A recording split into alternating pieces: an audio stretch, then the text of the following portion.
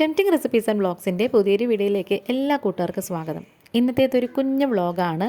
Skip ചെയ്യാതെ full കാണണം. Video കണ്ടിട്ട് ഇഷ്ടപ്പെടുകയാണെങ്കിൽ ഒന്ന് സബ്സ്ക്രൈബ് ചെയ്ത് സപ്പോർട്ട് ചെയ്യണേ. താമസിക്കുന്നില്ല, നേരെ വീഡിയോയിലേക്ക് പോകാം.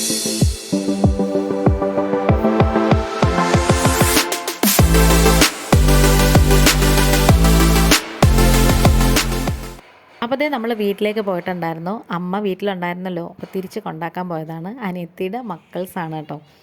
ഞങ്ങളിങ്ങനെ മേളിലോട്ട് കയറി വന്നതാണ്. ഇവിടെ നമ്മുടെ തൊട്ടടുത്ത് തന്നെ ഇവിടെ മണ്ണൊക്കെ എടുക്കുന്നുണ്ടായിരുന്നു കേട്ടോ. അപ്പോൾ JCB ഒക്കെ കണ്ടപ്പോൾ ഇവന്മാർക്ക് ഭയങ്കര ക്രൈസ്. അല്ലെങ്കിലും പൊതുവേ ആൺകുട്ടികൾ കുറച്ച് വണ്ടിയോട് ക്രൈസ് ഉണ്ടല്ലോ. അങ്ങനെ ഇതൊക്കെ കണ്ട് ഇവിടെ ഇങ്ങനെ നിൽക്കുവാണ്. അപ്പം ഇതിൻ്റെ തൊട്ടടുത്ത് താമസിക്കുന്നത് ഫുള്ള് ഞങ്ങളുടെ റിലേറ്റീവ്സാണ് കേട്ടോ, ക്ലോസ് റിലേറ്റീവ്സാണ്. അങ്ങനെ കുറേ സമയം ഞാനും ഇവിടെ ഇങ്ങനെ കണ്ടുകൊണ്ട് നിൽക്കുവാണ്. ഇത് കാണാൻ തന്നെ നല്ല രസമുണ്ട് കേട്ടോ. ഈ ഒരു സംഭവം ഉണ്ടല്ലോ, ഈ ഒരു വിഷറി അനിയത്തി ഉണ്ടാക്കിയതാണ്. അവൾക്ക് ഈ ക്രാഫ്റ്റിലും അങ്ങനത്തെ കാര്യങ്ങളിലൊക്കെ കുറച്ച് ഐഡിയാസും കുറച്ച് താല്പര്യമൊക്കെ ഉള്ള കൂട്ടത്തിലാണ്. അവൾ പ്രൈമറി TTC കോഴ്സൊക്കെ കഴിഞ്ഞതാണ്. അപ്പം പണ്ട് കുറേ സാധനങ്ങളൊക്കെ ഉണ്ടാക്കുമായിരുന്നു കേട്ടോ. അങ്ങനെ ഇവിടെ നിന്നപ്പോൾ ഉണ്ടല്ലോ, മനസ്സിന് നല്ല വിഷമവും കൂടെ തോന്നുന്നൊരു സംഭവമാണ്. പഠിച്ച സ്കൂളില്ല, കെട്ടിടമൊക്കെ ഇടിച്ച് കളഞ്ഞു. ശരിക്കും പറഞ്ഞാൽ ശാലീനതയിൽ നിന്ന് പരിഷ്കാരത്തിലേക്ക് ഇങ്ങനെ മാറിക്കൊണ്ടിരിക്കുന്നതാണ്. വളരെ നല്ലൊരു കാര്യമാണ്. പക്ഷെ നമുക്ക് നല്ല വിഷമവും കൂടെ തോന്നും. ഇവിടെ നിന്നിട്ട് താഴെയൊക്കെ നോക്കുമ്പോൾ ഉണ്ടല്ലോ, മുറ്റം ഞങ്ങൾക്ക് ഇത്രയേ ഉള്ളൂ കേട്ടോ.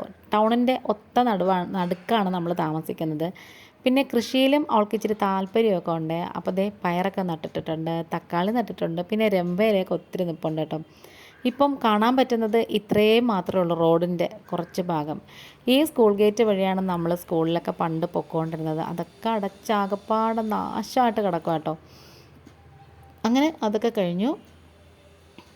ഇവിടെ നിന്നിട്ട് ഇനി മേളിലോട്ടൊന്നും കയറിപ്പോയിട്ടില്ല. മേളിലൊക്കെ കയറിയാൽ കുറേ കൂടെ നല്ല കാഴ്ചകളൊക്കെ കാണാം. അങ്ങനെ അത് കഴിഞ്ഞിട്ട് ഞാനാണെങ്കിൽ അമ്പലത്തിലോട്ട് പോവുകയാണ്. ഇത് നല്ലൊരു തിയേറ്ററായിരുന്നു. ഇപ്പോൾ അതൊക്കെ പൂട്ടിയെന്ന് തോന്നുന്നു കേട്ടോ. പണ്ട് വല്ലപ്പോഴും ഒക്കെ അച്ഛനും അമ്മയും അനിയത്തിമാരും ഞാനും കൂടെ വരുമായിരുന്നു. പണ്ട് വല്ലപ്പോഴും ഒക്കെ കേട്ടോ. അങ്ങനെ അവിടെ കഴിഞ്ഞു. ഇങ്ങനെ വന്നിട്ട് ഇനി അമ്പലത്തിലേക്ക് കയറാൻ പോവാണ്. ഞാൻ പോയി, ഹസ്ബൻഡ് വന്നിട്ടില്ല, ഞാൻ പോയി തൊഴുതിട്ടൊക്കെ വന്നിട്ട് കേട്ടോ.